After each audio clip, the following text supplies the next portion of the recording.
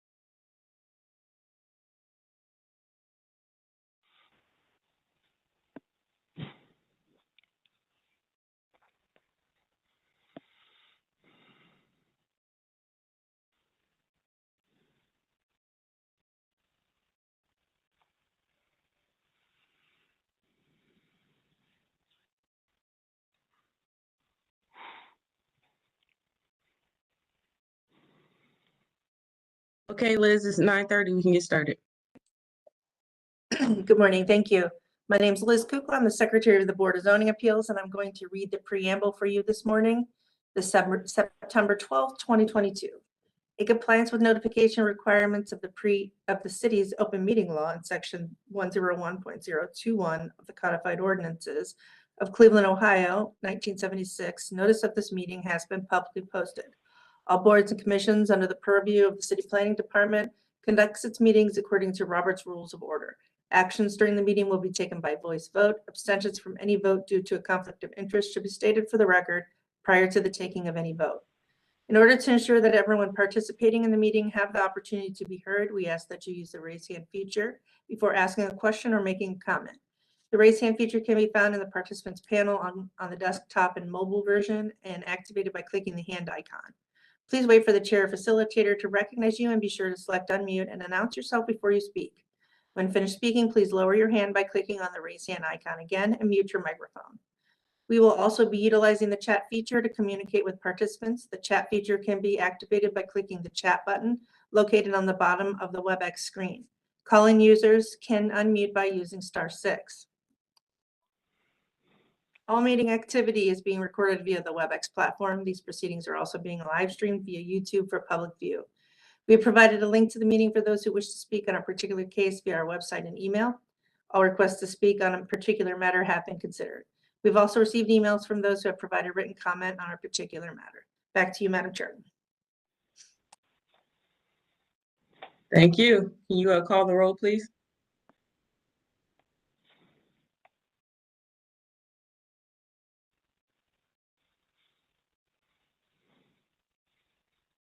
Oops, I apologize. I thought I was. Unmute.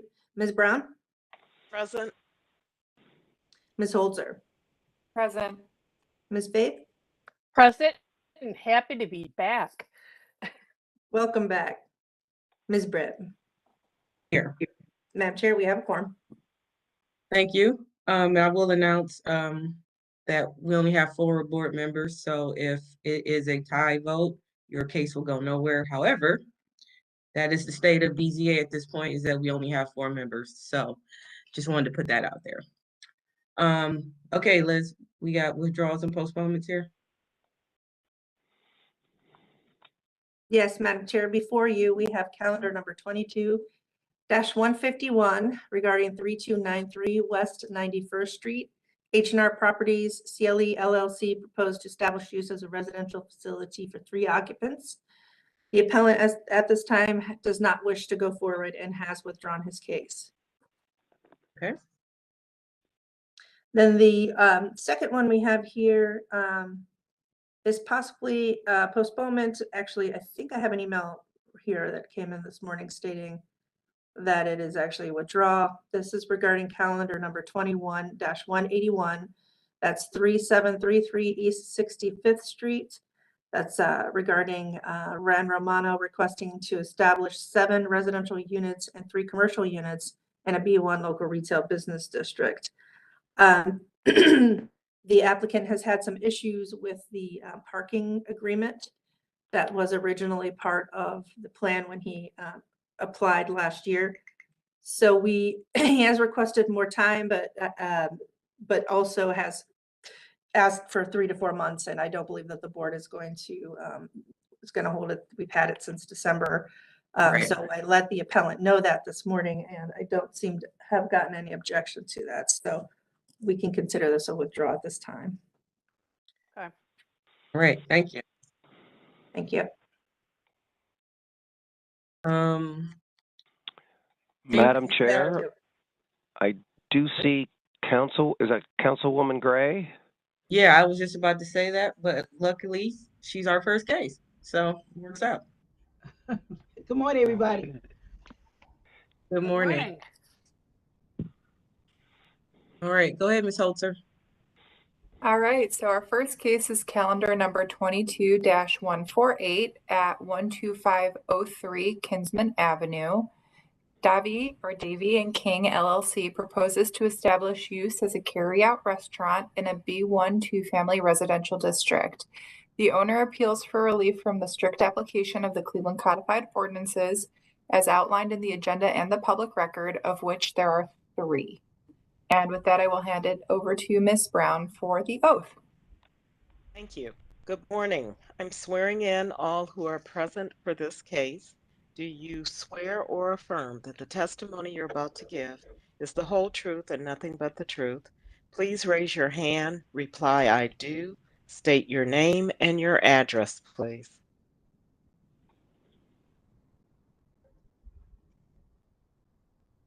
Councilwoman, we need you to swear in as well Okay. as any of the applicants here. Okay, Councilwoman Deborah Gray. And your address at City Hall is fine? Yes, my address at City Hall is fine. 601 Lakeside Avenue. Thank you.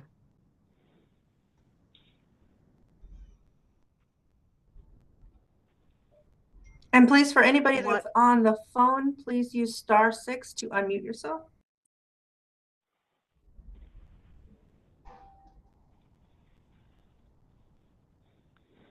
Okay, hearing no one, we'll move on to the next case. We'll give them time to get here while we're hearing other cases. So we'll go to the next case. Okay, calendar number 22-150 at 18823 Ferncliff Avenue. Mohammed Faraz Abazid, owner, proposes to erect 32.5 inch or foot by 38 foot 1-story sunroom addition attached to existing single-family residence in a A1 1-family residential district.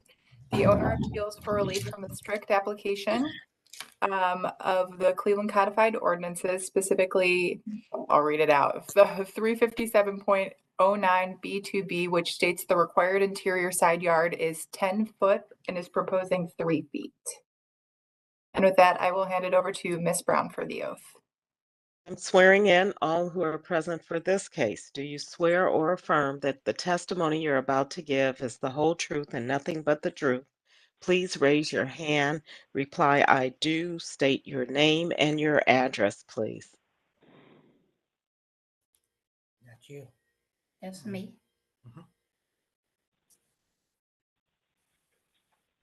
Say I do. I do. And your name? We My can name is barely hear Sophia. you. My name is Sophia. I'm the owner of the property next to this address. What is your last name, please, and Knight. your address? Sophia Knight. And my address is 18813.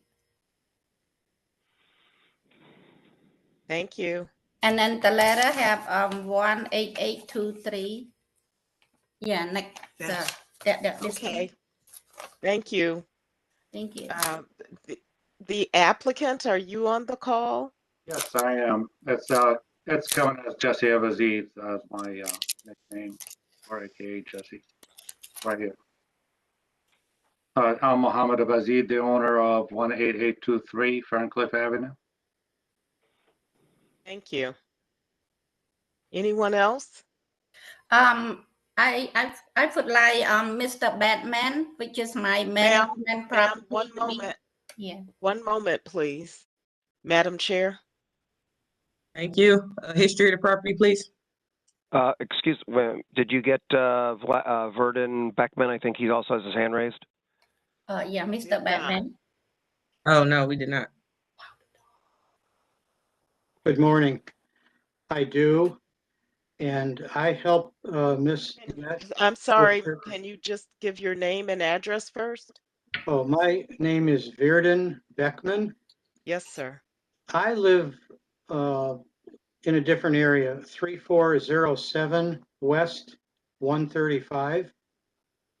I'm in a different zip code, if that means anything. No need for your zip code. That'll be fine. We just are swearing you in, and then the chair will take testimony.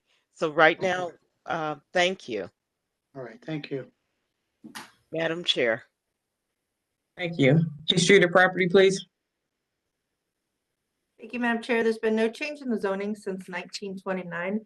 In our Records Administration Office, we found that in 1953, a permit was issued to erect a one-family dwelling. In 1958, a permit was issued to erect a garage. 1961, a permit was issued to correct fire loss on a single family. And Madam Chair, there are no variances on file and nothing of note in the more recent history. Thank you. Thank you. Legal standard, please. Madam Chair, members of the board, appellant is requesting an area variance from the interior side yard regulations of the zoning code. To obtain the area variance, appellant must prove that denying the request will create a practical difficulty not generally shared by other land or buildings in the same district, will deprive the appellant of substantial property rights, and that granting the variance will not be contrary to the purpose and intent of the zoning code. Thank you. Okay, Mr. Abaziz, let us know what you'd like to do. I'd like just, as you see in the pictures, I'd like to do just a sunroom for the kids to, in case it's raining out, just to play in that area, and for us to sit while if the weather, not permitting to sit outside. That's number one. Number two, the house, the way it sits, I don't know if you in the picture before, prior to that, it's like it's not even. I take pride of where I live, and I made it look from the outside, put a stone and added with permit from the city a mudroom to make it look more presentable for the neighborhood. So I value where I live. I want to increase the value of my house and neighborhood where I live. That's, part of it. But the sunroom is just for us and the kids to sit. There's nowhere to sit outside in case it's raining or, the weather is not great. I have a 2-year-old and a 5-year-old. Okay, yeah, Maurice, can you just show where this is? I'm kind of trying to figure out where exactly the addition he's trying to add here. Right. So if you see, can you see my cursor? Yep. Yeah. So it's the blank patio area that he's got here in the back, and then it goes partially down the side here, in line with the current side of the house. So it's over addition is here, going- and then it goes around the back like that. Okay, and that's, Let me show you. so it's basically where the concrete patio is now. Exactly. So there is a little Okay. bit of a gap here on the left-hand side, and then this is the proposed addition. As you can see, the addition is in line with the current setback side yard of the house. So the variance needed is due to an existing condition. Correct. Okay. Well, the addition is. Yeah, that's what I meant. Sorry. Yeah. Right. The Right. addition. Yeah. Exactly. Mr. Brett, if I may add. Is that Mr. Abazid? Yes. Yes, go ahead. Okay, if anybody might be affected by the addition or closer, it would be 18901. No one else, because the backyard is so large. I have 0.25 acre, 0.26 acres. So none on the, if you're looking at to the house, nobody on the right side, which is Mustafi as the present there, would be affected by it. Nobody in the back be affected by it. If anybody, it's going to be probably the property line that lines with 18901 as it's back here on the right of the drawing to me, so it seems like. And is that the side that's on your neighbor's driveway? Correct. Okay. Yeah, so it's even that there's a good distance in between. Correct. Where the building going to be to the house. I got it. Thank you. Okay, Sophia, did you want to say something?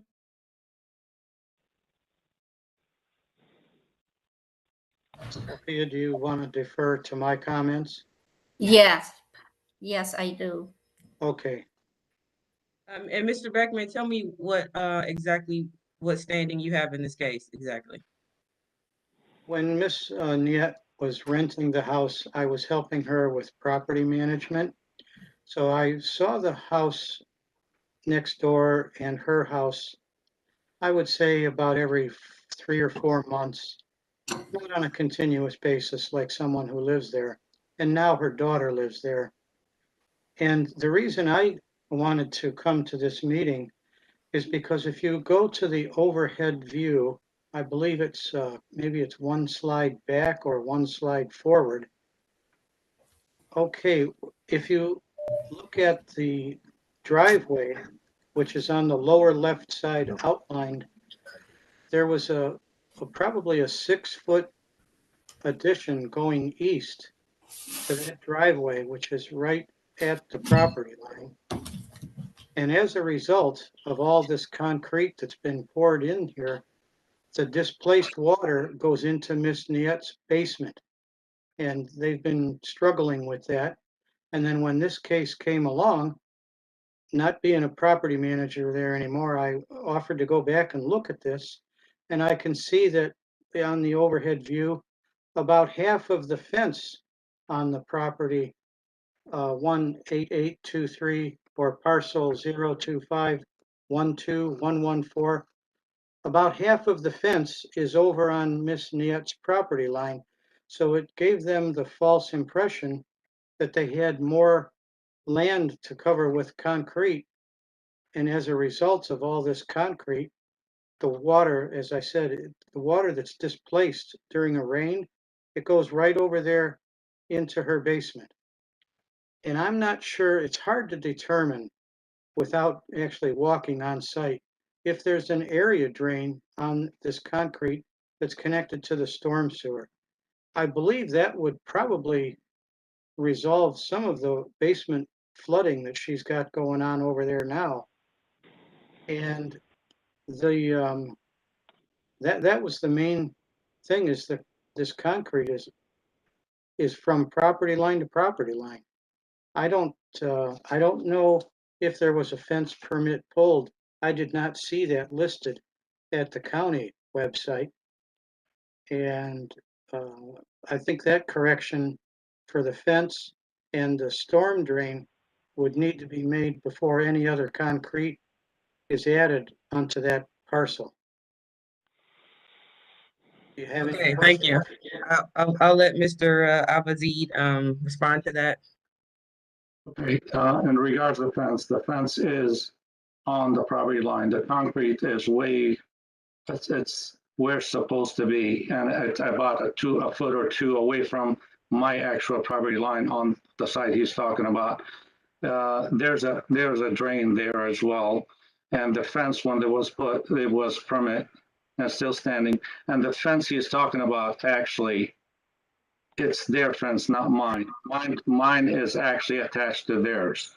I just put the panels against theirs. The fence been there before I even bought the house. It was wooding, and if the inspector was here, Charles Davis, and his boss, let me remember his name, Barley, I think, Bill, and came out here. They told me to make it more legal, I have to move my panels off of their panels. That's the only thing. But the fence was theirs and was put there, was there way before I bought the house. I have in no way I am overstepping my property. Never done before, never will do it. And the concrete he's talking about, it's way away from their yard. It's Okay, thank you. Yeah, we're not here about the fence, so we're here about the addition to your house, but I appreciate you addressing the comments there. Maurice, city planning? Yeah, Madam Chair, just to clarify with Mr. Abazid, you are not adding any additional concrete at this point. You're simply building on top of what's already there. Am I correct? Yes, sir. Okay. Yeah. So as we often do with these, this is just a variance from the side yard regulations. It is obvious when you go out to these sites like this that the houses were actually built on 3-foot side yards, not 10-foot side yards. So now to expect them to move to a 10-foot side yard seems to be unreasonable. And so we would recommend approval because his addition is not going to extend any further into the side yard than the existing house. So we recommend approval. All right, thank you. Board, do you have any questions or comments? Excuse me, hearing no comments or questions from my colleagues, I will move with a motion, Madam Chair. Yes, please. Okay.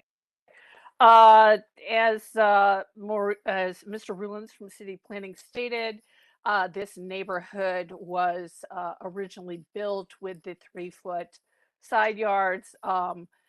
The appellant has the concrete pad already established and has stated that he's going to be doing his construction using that concrete pad as the foundation. So there is not going to be any additional concrete poured, and the footprint has already been established by the existing concrete pad that's there. And this is not unusual for this neighborhood, so I move that we go ahead and approve the variance for calendar number 22-150. Thank you. Can I have a second, please? Member Brown, I move approval. Ms. Brown with the second? Second, sorry, Yeah. ma'am. That's okay. Ms. Brown with the second. Go ahead, call the roll. Ms. Holzer, Yes. Ms. Brown, Yes. Ms. Vaith, Yes. Ms. Britt. Yes. Calendar number 22-150 is granted.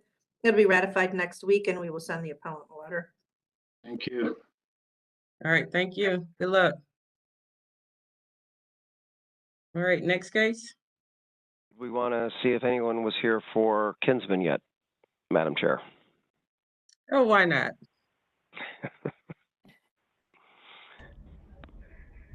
Do you need me to Any- reread it? Is Or... anyone signed in for calendar number 22-148?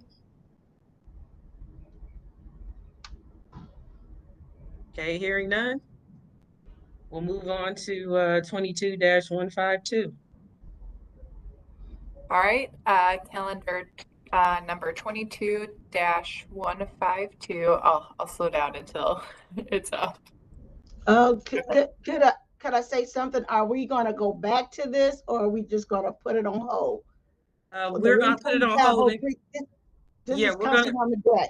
yes, Councilwoman, we'll have it on hold for the entire hearing. And if someone shows up, we'll hear it. But if no one shows up, we'll have to dismiss it and they'll have to come back at a later date.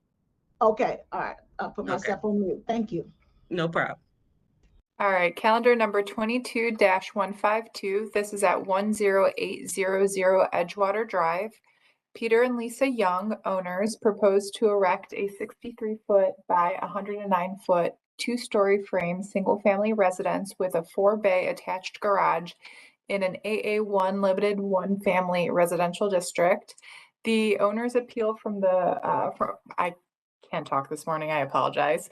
The owners appeal for relief from the strict application of the Cleveland Codified Ordinances as outlined in the agenda and the public record, of which there are 2. And with that, I will hand it off to Ms. Brown for the oath. Thank you. I'm swearing in all who are present for this case. Do you swear or affirm that the testimony you're about to give is the whole truth and nothing but the truth? Please raise your hand, reply, I do. State your name and your address, please. I do. Lisa Young, 6911 Father Crusoe Drive. I also do. Peter C. Young. I reside at 6911 Father Crusoe Drive as well. We're the property owners of the parcel. Thank you. Anyone else? This is John Holtz. I'm with Dimmitt Architects. I'm at 1441 Detroit Avenue in Lakewood. Thank you. Madam Chair. Thank you. History of the property, please. Thank you, Madam Chair. This property was originally zoned single family in 1929. In 1956, it was changed to limited one family. Madam Chair, the most important information here is that there are no variances on file, and that in October of last year, a permit was issued to demolish a 2-story dwelling and remove an in-ground pool. And that's all that I have. Oh, so something was there at one point. Okay. All right. Legal standard, please. Madam Chair, members of the board, appellant is requesting area variances from the garage and side yard regulations of the zoning code. To obtain the area variances, appellant must prove that denying the request will create a practical difficulty not generally shared by other land or buildings in the same district, will deprive the appellant of substantial property rights, and that granting the variances will not be contrary to the purpose and intent of the zoning code. Thank you. Okay, who will be the spokesperson for this case? I can be. And that is? Lisa Young. Oh, okay, Ms. Young, go ahead.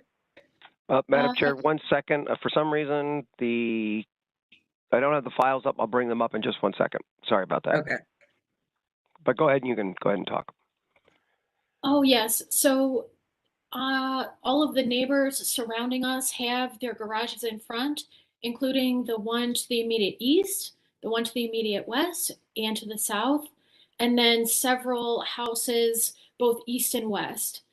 And we talked to the neighbors and have gotten the approval of 6 different families, as well as the homeowners association, to put our garage in front, like many other people already have. Okay, so you hear about the garage as well as a storage bin and an AC unit? Yes, on the side lawn, we would like to put a small generator with the dimensions of 37 inches by 46, and then it's 80 inches long, so it's about the size of 2 air conditioners, as well as a small wood rack to accommodate 1 face cord of wood. And we talked to the neighbor on that side, and his name is Mark. He's at 10810. He said that he's okay with that. We met last week, and I think mostly he's okay with it because there's a really thick privacy hedge made of arborvitaes, and he would never see it. And we believe that the placement of these 2 items tucked up against the house respect the purpose and intent of that zoning, at least how we understand it, to have basically no neighbors have to look at this because of the privacy hedge. So the storage bin, is that to cover this unit, or is that for something else? I believe Maurice has a picture of the wood rack we would like to purchase. And so, Okay. yeah. And Can I you bring think that up? when they pour the garage, I think they're gonna pour a small, if it is approved, little concrete pad so that wood rack can sit on top. Okay.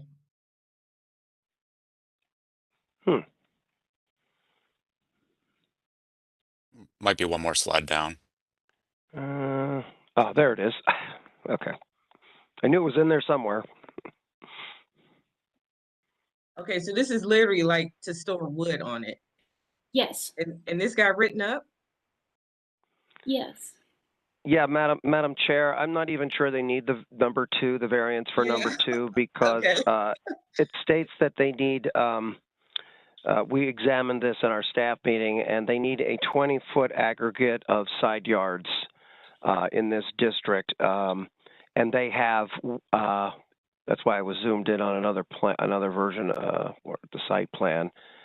Let me bring that back up. And as you can see, when I zoom in, Yeah, we're within 10 feet on each side. I mean, they've got 14.4 feet on this side, and they've got, I think, like 22 feet on this side. So they have well more. So this is actually still provides the side yard that they need. So I'm not sure. I mean, we can verify with Mr. Riccardi, but I'm not even sure they need number 2. Okay. And while I'm talking, I might as well talk about the garage. As you know, in normal circumstances, we don't, we almost never approve these, but does this yard slope off or something? It does slope off, but even beyond that, I mean, the garage is still going to be 84 feet from the street, which is deeper than most Cleveland lots. And the Youngs also graciously added when we requested, added a screening wall in front of the garage with a planter with probably going to have arborvitaes on top, it looks like. So we completely recommend approval. I would also say that this house is very consistent with everything else on the north side of Edgewater Drive in the neighborhood. And I also have to say, I'm very jealous of that view you're going to have off the back. Thank you. Thank you. Yeah, I thought it was probably partially because that being by the lake, that, you know, those things slope off and you don't want your garage back there to potentially go into the lake at some point in your life. So I understand that point. And then Maurice brought it home with all the other reasons. Okay, so Mr. Riccardi, do you want to answer Maurice to make sure if we need variance number 2 or not? I concur with that. Okay, all right, so we don't need number 2, so all we need is for the garage. All right, we heard from city planning. Board, you have any questions? No questions. All right, I'll entertain a motion. Madam Chair, hearing no questions or comments from the board members, I will agree with Mr. Rulins on the design and the treatment of the garage here. This is what we typically call a flagpole house, very typical along the entire stretch of the lakefront properties from Cleveland all the way through to Avon. So we see this a lot. And this is an excellent way to problem solve blocking. I really like the greenery that surrounds the garage doors as well. And it's a necessity given the topography of the lots that are on lake frontage. So with all that being said, and the testimony from city planning, I move that we go ahead and approve calendar number 22-152. Thank you. Can I have a second, please? Second. Second for Ms. Brown. Go ahead, call the roll. Ms. Holzer? Yes. Ms. Brown? Yes. Ms. Fay? Yes. Ms. Britt? Yes. Calendar number 22-152 is granted. It'll be ratified next week, and we will send the appellant a letter. Thank you. Thank you. All right, good luck. Thank you. Good luck. Good luck. Beautiful house. We'll be Yes. expecting the invitation to the housewarming. Yes, exactly. Looks great. Enjoy your home. Really would like to see it while it's under construction, so, and finished. Thank you very much. Thank you. Thank you.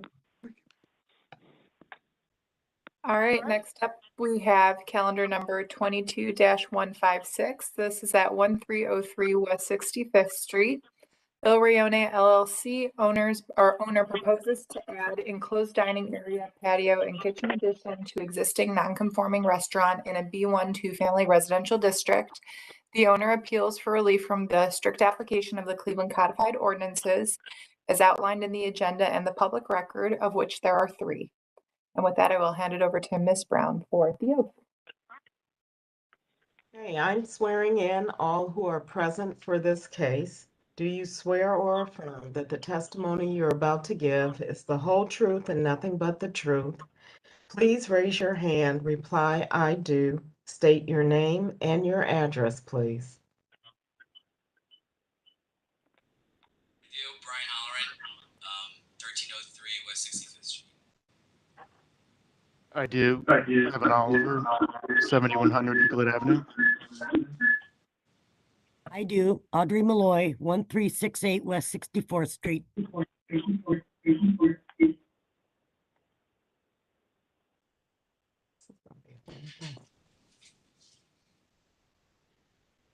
Okay, anyone else? Madam Chair. Thank you. History of the property, please. Thank you, Madam Chair. This property was originally zoned general retail in 1929. In 1978, it was changed to the two-family residential district. In our records administration office, we found that in 1920, a permit was issued to alter a storefront on the property. And then, Madam Chair, in the more recent history, we have in calendar number 19-161, a variance was applied for and approved to add a new 540 square foot dining area and 1,140 square foot patio. This variance has expired, however. And then, Madam Chair, earlier this year, a permit was applied for to, this language straight, to add an enclosed dining area, a patio, and a kitchen, and also exterior stairs. Now that application was withdrawn. Today we are looking at, of course, the request to add just the patio area / dining area and exterior stairs. We apologize that the notice of nonconformance went out with the previous language from earlier this year. So just for the record, we are only looking at establishing a patio area / dining area and installing the exterior stairs. I did forward the differences in the plans to Mr. Rulins if you wanted to see those, Madam Chair. Thank you. Thanks. So just a quick question. What was approved in the 19 calendar again?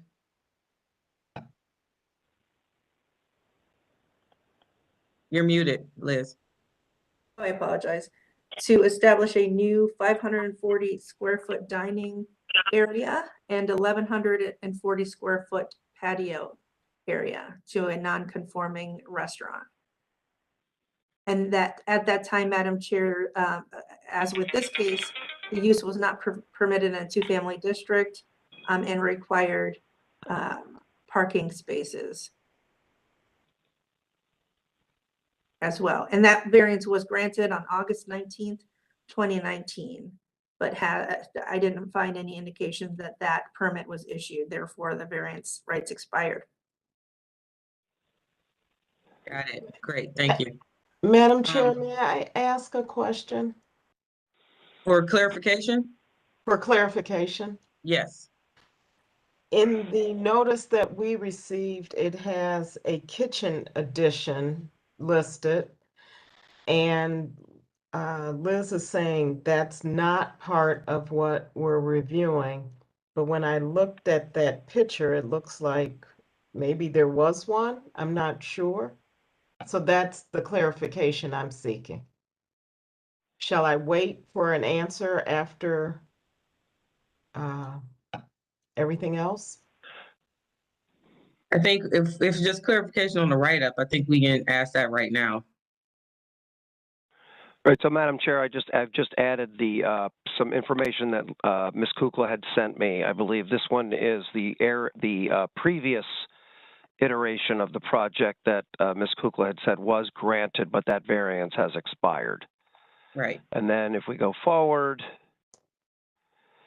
this was another one this was BZA 22-97, which was withdrawn. And now we're at the current proposal for the project. So I think to answer Ms. Brown's question though, is part of this addition today a kitchen or not? Are we just looking at just the yellow area that? Okay, yeah, so just the the yellow patio area. dining area and exterior stairs. Okay, so no I believe kitchen? so. All right, thank you. Legal standard, please. Madam Chair, members of the board, appellant is requesting area variances from the parking, landscape, and expansion of a non-conforming use regulations of the zoning code. To obtain the area variances, appellant must prove that denying the request will create a practical difficulty not generally shared by other land or buildings in the same district, will deprive the appellant of substantial property rights, and that granting the variances will not be contrary to the purpose and intent of the zoning code. All right, thank you. Who will be the spokesperson for this case? I will be Kevin Oliver. Morning, everyone. Thanks for everyone's time here. As was just described, the scope of this project is to, number one, install a set of access stairs to the existing basement of the building, as well as to, I'm paraphrasing, but to effectively complete the previous construction at the rear, clean up the rear yard, get all of the grading correct, and make it a functioning space. I'll due to, I think previously when this was planned on being a kitchen and extra dining area, some of the business model wasn't quite supporting that. And I would also clarify that now that proposed unit paver patio area, our clients are not requesting to put seating out there. That was part of, as was presented, the previously granted variance. This iteration, we're simply looking to improve, stabilize, finish the rear yard of the building and install the stairs for access to the basement. Over the course of 4.5 years, they've been operating in this space, done some expansions, but are finding the need to access the basement storage as becoming more and more important. So that would be possible using these stairs versus building additional storage space on the site itself. We'd have a 3.5 foot tall black decorative picket fence around that with a locked gate. It would be accessed by staff only to move materials up and down from the basement area. There's another area noted on the back of a proposed fence on top of a retaining wall. As we design and finalize the grading for this area, we anticipate the need for some form of retaining there. And so just wanted to indicate that as well. If you go back to the photos, you can sort of see its current state is waiting to be finished. And that's really the main goal of this rear yard, is to get that cleaned up and finished, repair the driveway, and add the stairs for access. We have Brian Holleran and Brian Moss, who are the owners. If anyone has any questions for them, I don't know if they want to say a couple words as well, but I'll be quiet now. I have a quick question first, because I think I'm getting back confused again. So the stairs and what other piece are you asking for today? The yellow area in the rear Okay. is a patio area that needs to be finished. Okay. So that's what we're requesting here. So that's what you started before but weren't able to finish. Correct. Okay. All right, I got it now. I'm confused also. Audrey ahead, Malloy, 1368 West 65th, West 64. I'm confused also. Did you Ms. say? Malloy, Yes. I didn't call on you yet. Oh, okay. So when you get it, when I get a chance, Okay. I will definitely call on you. All right, thank you. No problem. All right, just wanted to know if the owners, Mr. Halloran, if you wanted to chime in on this at all. Yeah, we over the course of the past 4.5 years, we realized we're kind of at capacity right now. That side of the yard was always, it used to be like a cottage back there. So it was just kind of like, it's been in ruins.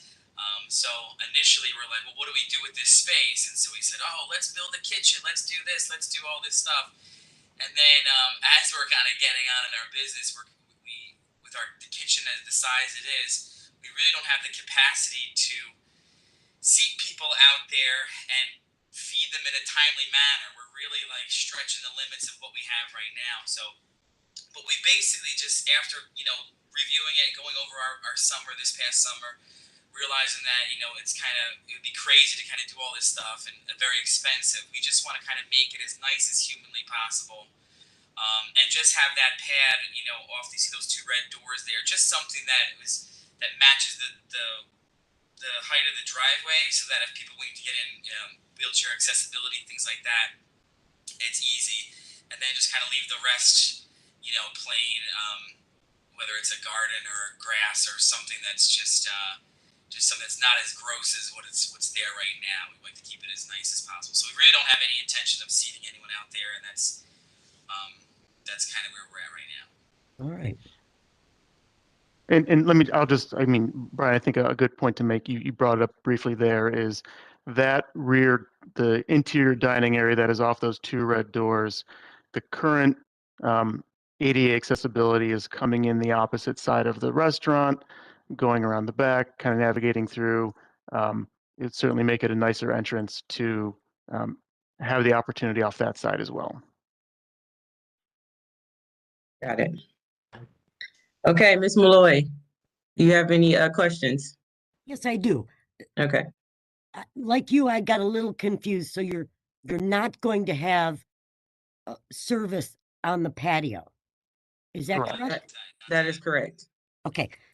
The other issue I have, no offense, sir, but we don't have parking. We keep hearing that the Development Corporation is going to solve this problem. We don't have it. We're parking on our lawns. The board needs to start, poking the community development organization about accommodating visitors, because we don't have a place. My street is duplexes. In the old days, when the driveways were built in the 30s, if people had a car, it was a miracle. Now you have an up and down unit. You have 2 people up, 2 people down. They got 4 cars, and we don't have the space to park them. We have people parking so close to the intersections that you can't see oncoming traffic to leave the street. We also have people coming from these establishments. They've been drinking. They pull in our driveways to turn around, and they back into people's car. And one poor unfortunate resident, her car was totaled, and there was nobody to blame. She had liability insurance and nothing for herself. So basically, she lost her car. We have to do something about parking. Tremont did it. We can do it. All right, thanks, Ms. Malloy. Unfortunately, parking is not before us today. They're not adding any additional seating to their restaurant, so parking is not in front of us right now. But Madam Chair? Yes. It is. It's item number 1. 10 parking spaces are required. I thought if there's no seating, why is there additional parking? Madam Chair, the plan that was submitted to Building and Housing shows seating. So I'm not sure if the appellant at this time is saying that there will be no seating out there, because that changes the review. Yeah, that's what he said. So that changes that changes everything. But, Mr. Oliver, can you, or Mr. Halloran, can you, make sure I heard that correct, that you will not be seating people on this concrete pad in the back. Correct. We have no intention of seating anyone back there. And Ms. Kukla is correct. That's a change from what was submitted. So we had submitted essentially with showing the same seating that had been submitted throughout, but subsequently the owners notified us that they will not be seating people out there. Okay, so Madam Chair, Yes. if what you're suggesting is if they commit to no seating, then perhaps the parking isn't needed. But how would that be enforced? Or would we pass the motion without seating? And if they ever chose to use it that way, they'd have to get approval? Yeah, that's a good question. First, I need to check with Liz to make sure, can we still move forward with this, with the change? Or would it need to be? Or do we need to posted? re-advertise it? Yeah. It's been my understanding that as long as they're not requesting more variances, we can go forward with it. So at this time, they're requesting less. And Madam Chair, not to further confuse things, but I don't believe that the other portion, the other area is actually been permitted as well, because it was part of that variance in 2019 that has expired. Unless the appellant can show me or show us that he has a permit that I'm not finding to allow for that patio to have seating as well. But that one was applied for in 2019. Well, at least that's my understanding. It was applied for in 2019 and the variance rights expired. Ms. Kukla, I think we can separately, we did get a building permit for that phase of work and completed that. So I can coordinate with you for that building record that went through in 2019 and 2020. And Madam Chair? Yes. Mr. Oliver or Mr. Holloran, are you using those pads for seating?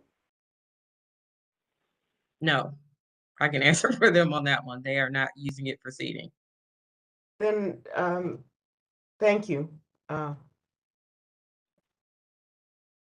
I would like to suggest, Madam Chair, as we are considering this, that if we choose to move forward with approval, they submit new plans showing no seating. Absolutely. Yes. Yeah, we can do that without any issue. Yeah, that to Ms. Brown, that was going to be my condition. Yes, absolutely. I have no further questions, Madam Chair. Thank you. Maurice? Yes, Madam Chair, we would, with those recommendations from Ms. Brown, I would definitely recommend approval for this project. There is no increase in seating. They're really just repairing what's in the back there. You could see in these pictures, the stairs are kind of the stairs to nowhere at this point, so they're putting in a landing back there, and as long as they're not adding any additional seats or changing the status quo as far as parking goes and the number of people coming to the restaurant, we would recommend approval. Great. All right. I'll entertain a motion. Okay, hearing no further questions, and we thank Ms. Brown for the questions that she did ask. I would move that with conditions to Mr. Oliver, new drawings indicating just what we're really looking for today, the pad, and no no seating. So let's be real crystal clear on this. I pass this frequently on my way to the doggy daycare, so I'm familiar with this area. And we want to be sure that there is no additional need for parking because we're sensitive to that. So with the condition that we have new drawings and that we're clear and specifying that there's not going to be any additional seating, I move that we go ahead and approve calendar number 22-156. Thank you. Can I have a second? Board Member Holzer, second. Ms. Holzer with the second. Go ahead, call the roll. Thank you, Madam Chair. I'm not sure if you want to add for the motion that item number 1 would not be approved today. Yes, please. Yes. Forgot. I meant to say that and forgot. Thanks. Thanks, Liz. Thank you. Okay, Ms. Brown, Yes. Ms. Holzer, Yes. Ms. Vape, Yes. Ms. Britt. Yes. Calendar number 22-156 is granted conditionally. We will hold ratification until we receive the new drawing showing showing that the pad will not have seating on it. Madam Chair, would you like also a copy of, would you like to hold it pending a copy of the permit that Mr. Oliver referenced regarding yeah. the other? Yes. Okay. All right, so please note that, Mr. Oliver, that we will hold ratification until we receive that, that copy of that permit as well. Absolutely. Yep. Once we receive those things, the variance will be ratified and we will send out the resolution and letter. Great. Thank you, everyone. Thank you. Thank you. All right, next. Madam Chair, Mm-hmm. Councilwoman Gray still on the line. Do you mind seeing if the people for that case are on the call yet? I don't know their names. That would be 12503 Kinsman Avenue, Madam Chair, number 22-148. Is anyone here for that case other than Councilwoman Gray?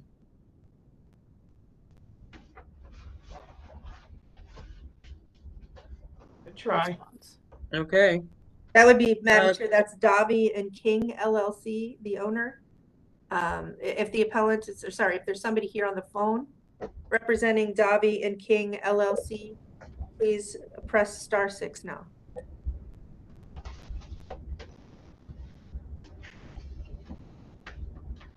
Thank you. All right, hearing none, we'll move to the next. Are we going to dismiss it for today?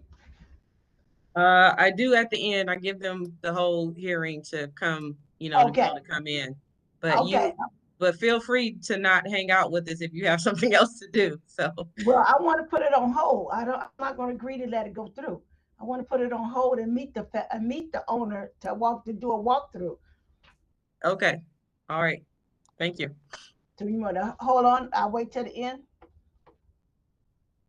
Yes, you can. Like I said, if you have something else, you need to do, then, you don't have to hang out with us, but, feel free to hang out with us. Okay. Madam Chair, was that the councilwoman actually asking for a postponement if she wants to put it on hold to meet them? That's what I was going to ask as well, Madam Chair. But the appellant is not here though, so I don't feel Sure. Okay. Got it. good about that. Okay. I understand. Okay, I'll just hang out just in case they pop up, but that's my decision. Okay. Okay. All right. All right. Sorry, let's move on. Mm-hmm. All right, so we have calendar number 22-79-7114 St. Clair. Eric Gregory, owner, and Chanel Clemens want to expand use as bar and restaurant to second floor and basement in a C1 local retail business zoning district. The owners appeal from relief from the strict application of the Cleveland Codified Ordinances as outlined in the agenda and the public record, of which there is one. This case was originally postponed on July 11th to allow time to seek purchase of a nearby land bank lot and give the owners time to resubmit updated drawings. And with that, I will hand it over to Ms. Brown for the oath. I'm swearing in all who are present for this case. Do you swear or affirm that the testimony you're about to give is the whole truth and nothing but the truth? Please raise your hand. Reply, I do. State your name and your address, please. Chanel Clemens, 7114 St. Clair Avenue. I do. Eric Gregory at 7114 St. Clair. Owner. I do.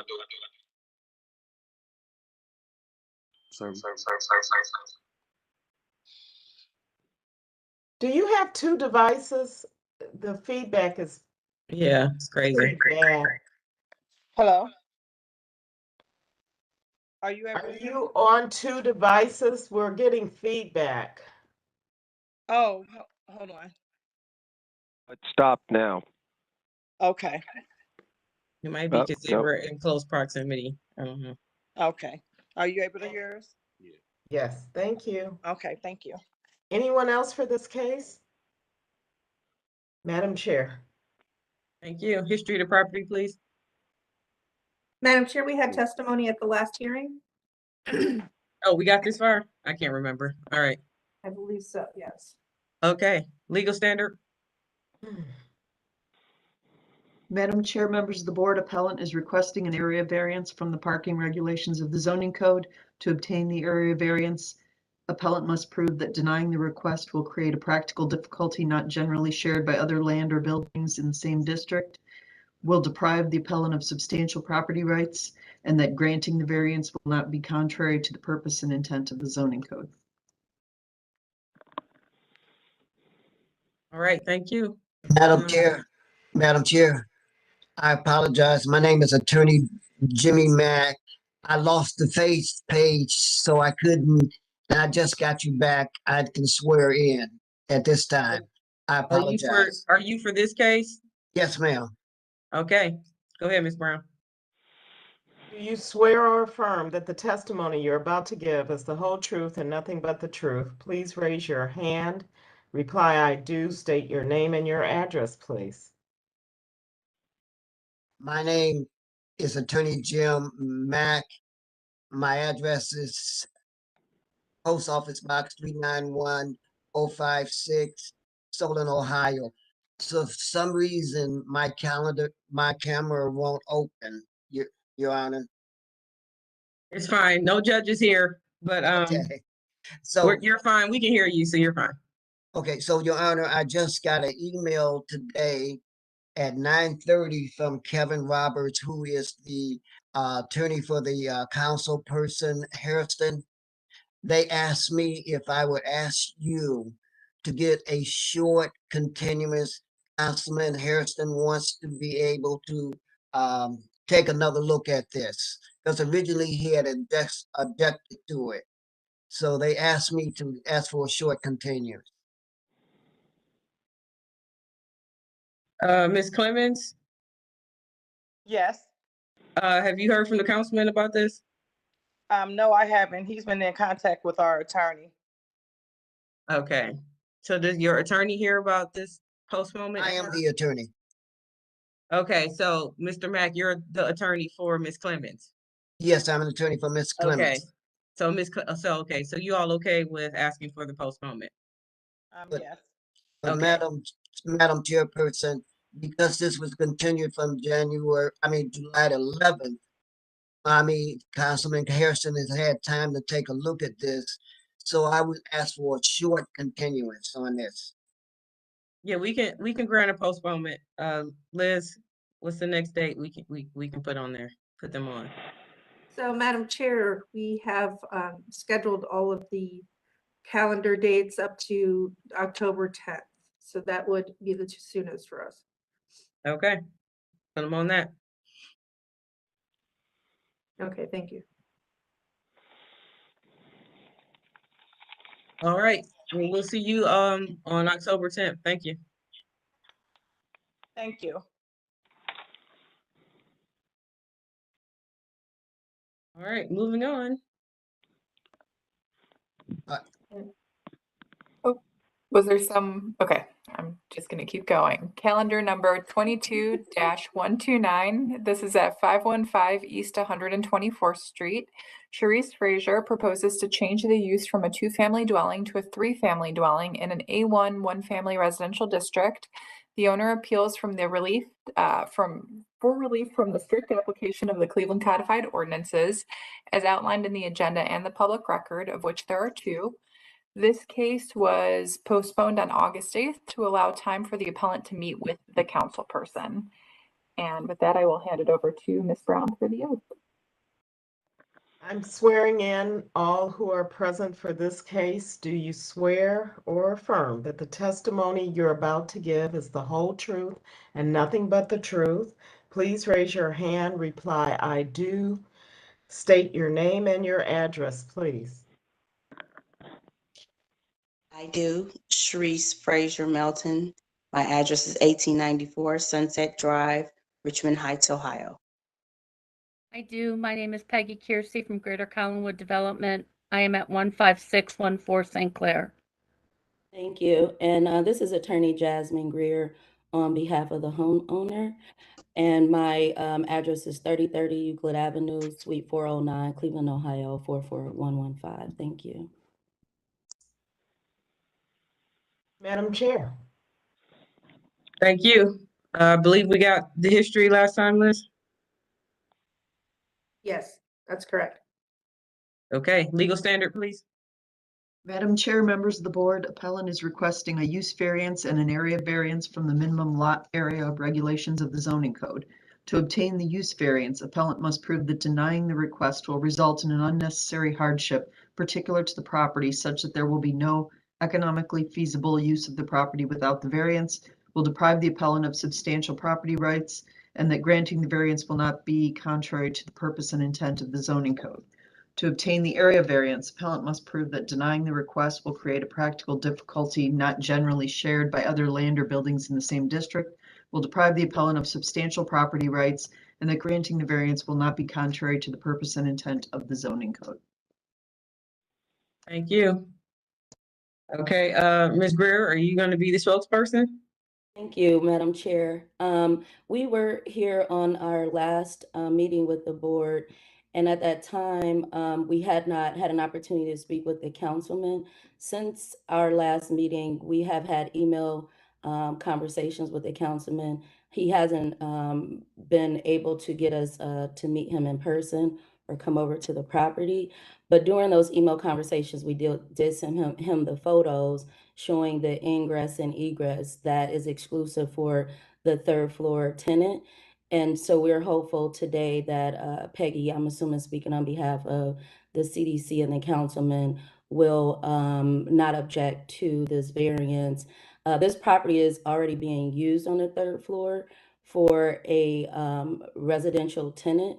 My client and I actually, I was retained to help her with an eviction. And this is an issue that came up in the eviction. My client was just unaware that her property wasn't zone 3 family. And therefore, during the eviction process, we had to come through you guys in order to even get a rental registration that would show that this is a 3-family unit for her to move forward in court. So we're hopeful, again, that the board takes into consideration that, again, the property is being used, is fully functional, and there are separate entrances and exit for the third floor tenant. Okay, thank you. Yeah, well, let's go ahead and hear from Peggy from the CDC.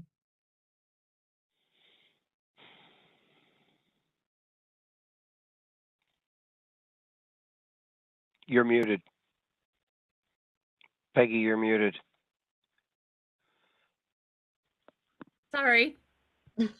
Sorry about that. I noticed that when the slides were flashing, there was a letter from July from Councilman Plensick. I have in front of me another letter from Councilman Plensick from August 30th, 2020, where he, that's the letter there, but I have an updated letter from August 30th in front of me that he sent to Ms. Kukla. So hopefully she has that on file. The house is in disrepair, and there are several or many code violations on the property. Additionally, the lot that is next door, which is also owned by Ms. Frazier, is not being maintained properly at all times. And there are cars And so we will continue to object to this becoming a 3-unit. All right, thank you. City planning? Madam Chair, looking at the pictures and what was submitted, I also have some concerns about the condition of this structure. It does appear to have many code violations, although I am not a inspector. I hesitate to recommend approval, to go against the councilman who has also stated that he's had complaints from other neighbors. I did drive out and take pictures, and as you can see, as Ms. Kiersey said, there was a car parked right on the tree on the front lawn, even though there's plenty of parking behind the building. I don't quite understand that. I think unless there was some, maybe it submitted some plans for revising or removing these code violations, we would consider supporting this. But at this stage of the game, I can't see expanding a use that is already full of code violations. Okay. Thank you, Maurice. Board, any questions? Or actually, before that, Ms. Greer or Ms. Frazier, would you like to respond to any of this? Thank you, Madam Chair. I understand the concerns of the councilman as well as the others that spoke regarding potential violations, but I think there is a clear misunderstanding of what we're asking for. The property is occupied by a resident living in the 3rd floor unit. And so there is no request that the owner expand or somehow create a 3rd floor. It is there, it is being used, and she's just coming to the board to ask that that use be legal. Right now, the tenant failed to pay rent. We're in Cleveland Housing Eviction Court. One of the requirements to get an eviction is that you have rental registration. If you can't show rental registration, this tenant could stay rent-free forever. And if the concern is that the property is brought up to code and therefore repairs are required, then I would imagine that having someone staying without paying rent would cause a hardship on the owner to satisfy those requirements. So I'm not quite sure if the board has the authority to grant a non-permanent variance, but my client is in a really tough position here. She wants to satisfy all the requirements that you guys speak of today, but there is a separate issue here, and we are in housing court. And this woman, again, has been there for quite some time now, and that relationship could never be severed if my client is never given a variance to have this property zone three family, even if for a limited time. So I think that considering the totality of the circumstances here, that the board, I'm hoping, will consider granting this variance, even if it's not on a permanent basis, so that my client can move forward in court. Thank you. Madam Chair, this is Liz. Yes.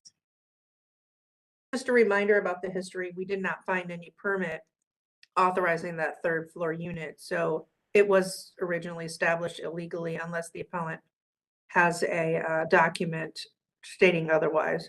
And that's why we're here today. The 3rd floor was never legally converted. Yeah, my question is for Ms. Greer, actually. Did the appellant buy this property with tenants already in it and then is trying to evict the 3rd floor tenant? Or was this always her property and then trying to evict the tenant, realizing that the 3rd floor was illegal? I would defer that question to my client. Ms. Frazier, can you answer Madam Chair's question, please? Yes. The 3rd floor was always done, but I didn't know that it was illegal. So I rented it out to someone after putting up, making it, each floor I've made enhancements to. I'm working on the outside, and I've actually filed, Cleveland Housing for the lead. That's why the front is in disrepair because I filed for a grant to get that and the driveway redone. And regarding the lot, I have tried. If you see, I have a tollway signs for those who illegally park. I have records showing that I have maintained that lot. That lot gets cut once a week, and I have receipts and tax forms stating that. So I'm trying my best to maintain the property and bring it up, but people live on the inside, so I need to make sure the inside is done. And now, based on the city's lead, I can't even get the lead portion looked at. I've had John, I think his name is Rob Curry, come out, and he pretty much told me to apply for the grant. So I'm trying my best to maintain that property. Thank you. But my question was, when you bought the property, did you inherit these tenants, or did you bring the tenants in after you bought the property? That's what I'm saying. I brought the tenants in after I bought Okay. the property. Okay, that's what I needed to know. Thank you. Mhm. All right. Okay, board, any questions? Madam Chair, is there precedent for doing a time-limited variance? I don't So know if we that can they do can, that. Liz, yeah. you heard that at all? I don't think we can do that. No, not for the use. We Yeah, not have for- allowed Yeah. some Madam temporary Chair. permits for parking. That's my memory has been that we've So allowed temporary. they can't resolve their eviction situation, as the attorney stated, without some sort of having the third floor being legal. Madam Yeah. Chair, Yes. well, I'm not certain of that, but I'm not an attorney, so I appreciate the testimony from Attorney Greer. But if the board does not grant the variance, there's no way to get a rental registration, and that could be presented to the judge. But my question actually to the homeowner is, did you present to the councilman your plans for the house related to the lead abatement, to the driveway, to your vision? Because, you know, all of us are seeing the pictures, but without a plan, you know, that you are committed to, it's hard to proceed. This is my first time doing any of this, so that's why I hired Attorney Greer, because I keep falling into roadblocks. This is not my forte. But yes, my grandmother's home is across the street. I purchased the home from my uncle, who is now in my grandmother's home. So I'm just trying to make lemonade out of lemons that I've been given. And I even purchased the lot, the side lot, to add more grassy area for the property, because most of those two families don't have any additional area for children to play. And I've had it fenced in. I purchased it from the city, and I'm trying my best to like bring it up to a good, pleasing for that neighborhood. Like my grandmother's house is still across the street. So I think that that's probably information, meaning that you own more than one property, that it's your family heir property and legacy. I think that's information that might help. Without it, you know, you have a situation that no one wants uh, to support it without improvement. And I'm trying to make the improvements. It's like putting a cart before the horse kind of thing. If I may You speak should to, have a plan and a commitment, and I'm suggesting that that has not been presented before now. I didn't know that I needed to present it to the councilman. I bought property. I'm Ms. fixing it out. Frazier, Ms. Frazier, if I may speak to that issue. Again, I appreciate the board considering our application for a variance, and taking the time to listen to the background here. Because again, this is not someone that thought of this plan and then said, I'm gonna present it. Unfortunately, it kind of came at the back end of a court proceeding. And she didn't have an elaborate plan to begin with. She just really wanted to sever the relationship with this tenant. Receiving the comments from the board and the councilman, I think that I can work with my client to create a plan. But she's spent an extensive amount of money for me to go to court on this eviction. So this eviction is one part of the issue that we're dealing with. And that is actually a very simple process. But because of the issue with the third floor, my client has probably spent over $5,000 just in legal fees. I'm her second attorney. And the tenant is being represented by legal aid. So we have two different competing issues here. We have an owner that, in good faith, rented her third floor to someone to only find out later that legally she could not. Then we have the other issue with the actual site where the property sits.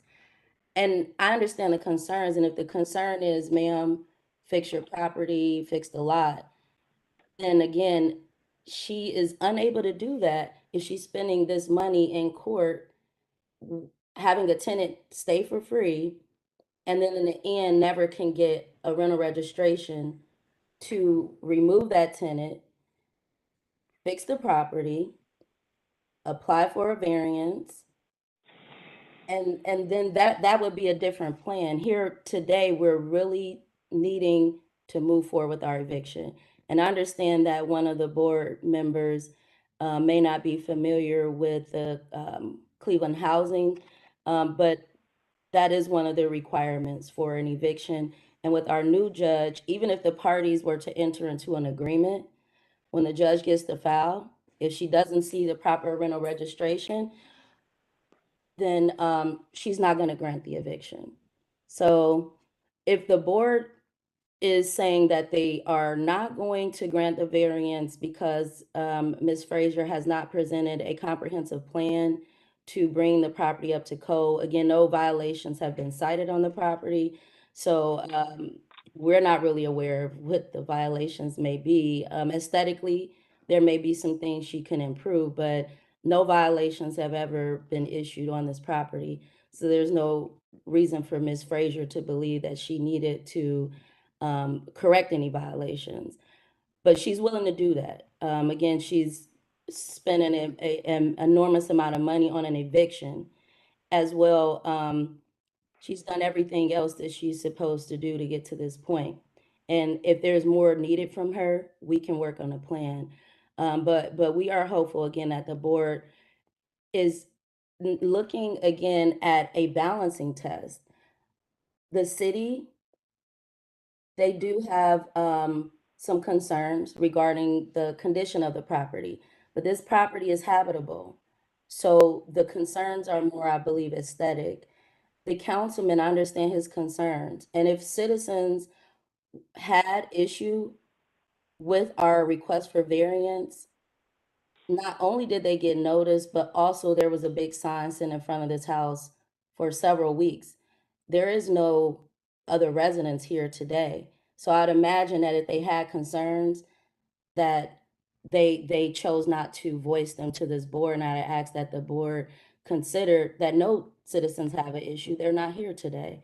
But again, looking at the totality of the circumstances and balancing the interests of the owner with the city, if the owner is not granted this variance and we apply the standard, she's literally left with no economical use of her property. Yes, there are other floors that are being used, but literally she would have to let this woman stay for free until such time as this board would grant her a variance. And I think that is evidence of a hardship. So again, I asked the board to look at the totality of the circumstances and balance the interests of the parties. I believe if you do that, Ms. Frazier's interest in having this variance far outweighs the city's interest in not granting the variance. And I'd ask again that the board take that in consideration and grant the variance today. Thank you. Thank you. Any other further questions? Madam Chair, Maurice Rowland, City Plan. Just wanted to note, I don't know if you saw it in the chat, I did look this up on the county website, and Ms. Frazier has owned it since 2005. Okay. Or any other questions? If not, I'll entertain a motion.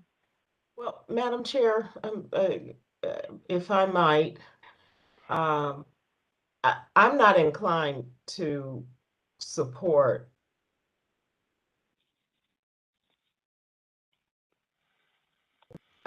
for improvements and without a plan being presented to the councilman.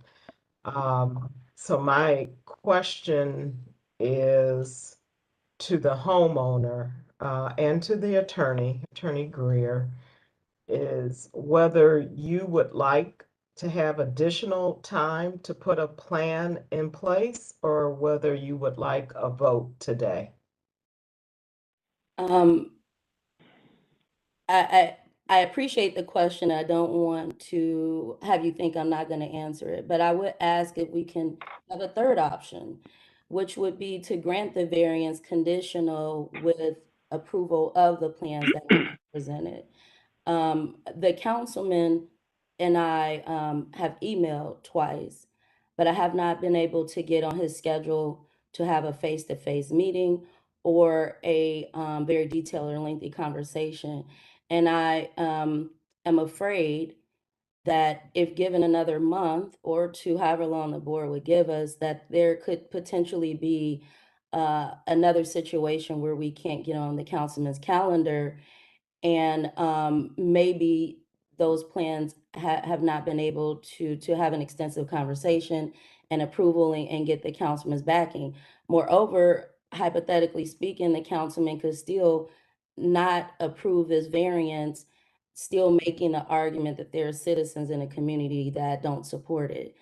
So I would ask that the board consider a third option again, which would be granting the variance conditional upon plans that the board would approve in case we can't get the councilman to support her plans. Madam Chair, this is Yes, Liz. Liz. Would you like me to read Councilman Plunzik's most recent letter? You have it? Yeah, I do. Yeah. The August whatever date that was? Yeah, that's correct. Yeah, go ahead. Yeah, this one's dated August 30th, 2022. Dear Secretary and Board of Zoning Appeals, as councilman representing Cleveland's 8th Ward, I'm writing the board regarding calendar number 22-129 to be heard in front of BZA Monday, September 12th. For Ms. Frazier to change use of the property to a 3-family dwelling. I must continue to object to this change to legally create a 3-unit multifamily home at this location. I personally inspected the property, as I always do for BZA cases, on Tuesday, August 30th. I must say that I'm concerned about the condition of said property. The porch railing balusters are broken and are missing. The porch upstairs, downstairs are in disrepair and in need of painting. The back porch is in disrepair. The driveway is in terrible condition, if that's what you call it. The 3-car garage is overgrown and in disrepair, and the concrete in the backyard is broken up. In addition, the attached vacant lot, also owned by Ms. Frazier, is not being maintained. The frontage along Lancelot in East 124th Street has not been cut. Residents on the street have told me that someone has been parking cars on the front grass and the front setback in violation of the codified ordinances. More so, I've heard from at least 3 residents on that street who have called to voice their opposition to this usage change. I'm forwarding a copy of this letter to Ms. Frazier as well, so that she can see the concerns of the community and his office. Quite frankly, the house is in its present condition distracts from the street, where many residents are trying their best to maintain their properties. If there are any further questions, please contact me. Thank you. All right, thanks for reading that into the record. So it's back on the board for a motion. I believe Ms. Greer's made it clear that they would prefer us to vote today. Madam Chair, if I may, I would prefer not to have the variance denied. So I think a lot of the board members are inclined to do that.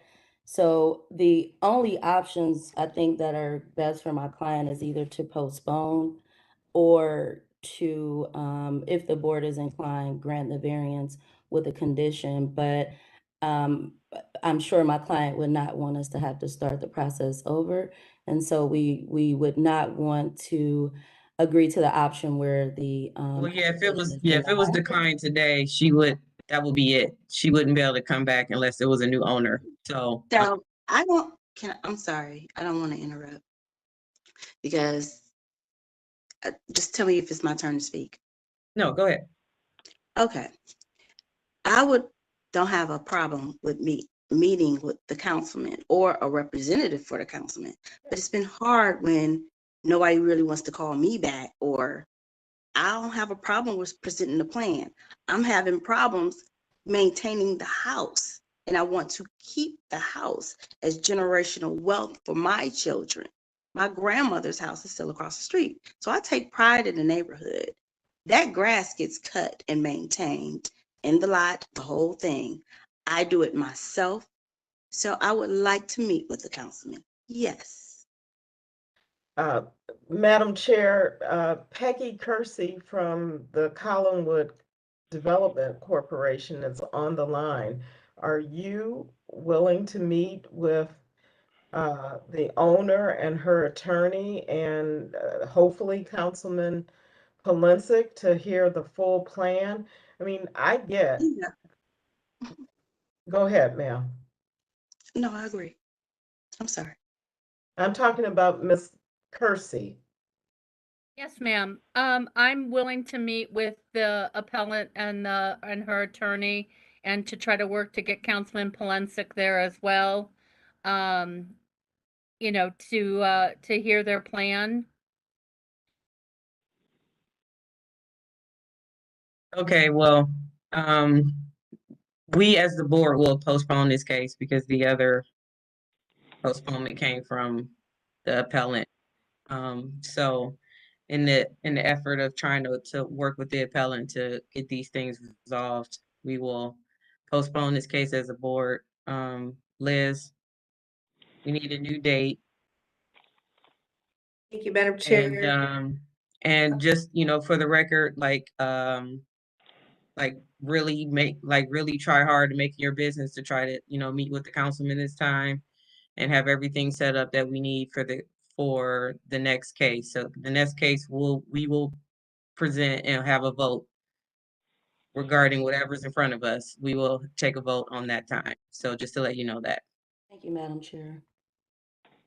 Okay, go ahead, Liz. What date can we give them? October 10th is still the best for us. Okay. All right. So we'll put you on for October 10th. That is Columbus Day, but I'm assuming the city is open. The city is open. Yes, we're open.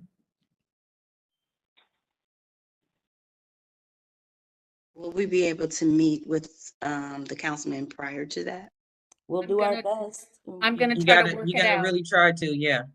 But Yeah, regardless, I've done, I don't think it's for the record, but Right. we try. We try to. I'm We've gonna been reach out to trying. Councilman Polensek at the end of this call. okay, so thank you, Peggy. so you guys work with Peggy. Hopefully you can get in with them because like I said, October 10th, we're gonna vote. So Okay. Well, Thanks. Madam Chair, if you would like, we can push it out a little bit further if No. that's what the appellant is asking for. That's what I'm asking, because I see, we still have to. oh I see yeah, board member- we have no problem pushing it out further if that's what you need. So Well, I did see board member Brown shaking her head. I'm not sure. It's okay, if the appellant wants it, that's fine. Thank you for consideration. Yeah.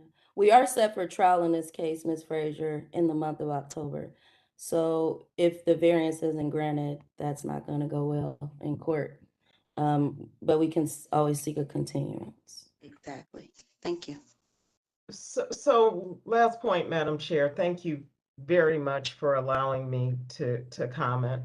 To the owner and to the attorney, I strongly suggest that as you're attempting to reach out to Councilman Polensek, that you don't just ask for a meeting, but you provide the plan in front of them. Right. You know, Peggy, so I- email him your intentions and also meet. Okay. Yes, that's why I need the time. Because we've been Yeah. trying to meet. Peggy, All is right.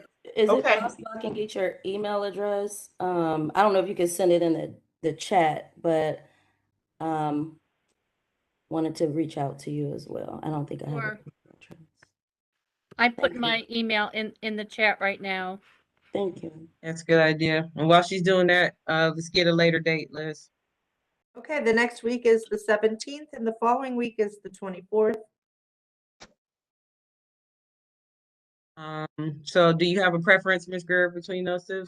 The 24th, please. 24th, okay. Okay, thank you.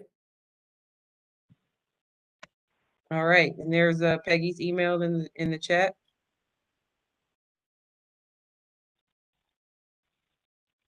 I don't see it.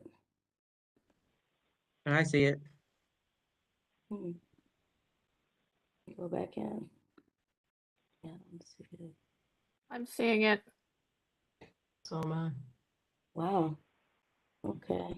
Yeah, I'm clicking the chat, the little bubble, and nothing's coming up. I don't know if that It's chat's coming. it's pkirsty@greatercollinwood.org. Thank you. Peggy, I think we've definitely. You've emailed me before. Yeah. Okay. Okay. Thank All you. right, great. Thanks, everyone. All right, Thank everyone, you. have a good day. Take care. All right. That's Old it for today. business. I think Madam Chair, only have- did we want to Oh. call the first Oh, case yeah, I again forgot. and then We need to dismiss it? Yeah, we need to dismiss. Thank you. I was like, wait a minute. We need to dismiss this 22-148, 12503 Kinsman Avenue. Yes. Who's Michelle King that's on the call? No, Michelle King is a Greater Cleveland Fellow that is working in our office. Oh, wonderful. Thank you. Or, I'm sorry, Cleveland Foundation Fellow, not Greater Cleveland. Wonderful. I Just asked didn't- the same question, Miss Brown. Okay. All right, so I will dismiss calendar number 22-148 because no one was here for it. Unfortunately, Councilwoman Gray had to hang out with us most of the day to not get anything done. But that has been dismissed. So Councilwoman, you can reach out to them or to let them know that you wanted to postpone it anyway. So that works out. But that case has been dismissed. Okay, old business. Before we get to old business, Madam Chair, I wanted to just point out that we have Xavier Bay, who's our new zoning staff person here. Xavier, I know you're on the call. Do you have a camera that you could turn on? So everybody could see you? I don't think there is one over here. I might have to try to get. Okay, no problem. I just wanted to introduce Xavier. He's joined our staff just last week, and he'll be working with our zoning section. And at some point, I'm sure you'll see him on here substituting for me when I'm not here. So just wanted to let everybody know, give you a heads up. We're very excited to have him on board. Well, welcome, Xavier. Yeah, so we have 1 and 2 without objection. Objection. All right, and affirmation, Liz, for West 54th Street. Yes, this will be their second request. And they're stating that they've had some extensive travel and they're having issues with the cost of building materials, so they need an additional 6 months. Oh, because that's a real situation. They probably aren't even getting them. So yeah. Right. Right. So yes, we can grant this affirmation without objection, board. Without objection. Without objection. All right. Considering I had to wait a long time for things, so I know that's like a real situation here. Yeah. Also, just wanted to announce that we are down to 4 board members right now. Ms. Barnes has her cycle is over. And so we wanted to thank her for all her service for the 5 years with us here at BZA and wish her well as she moves on to her new and next endeavors. But so just in case you were wondering why you haven't seen her, so yeah, so that's it. Her her 5 years is up. So And just I thank you, believe, Ms. Barnes. I know she's probably not listening, but just for the record, I wanted to thank her for her service to BZA. Yeah, yes, Liz, thank if you you. could send her all of our, send her our well wishes.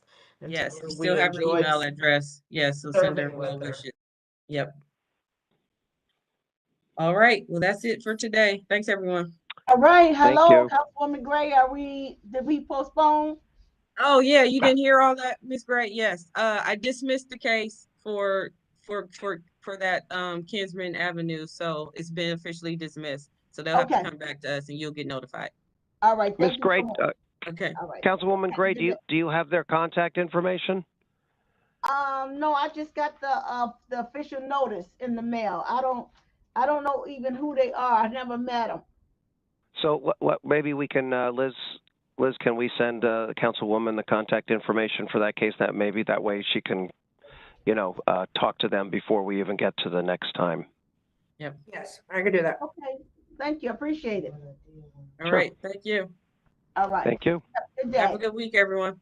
Okay. Bye-bye, everyone. You too. Bye.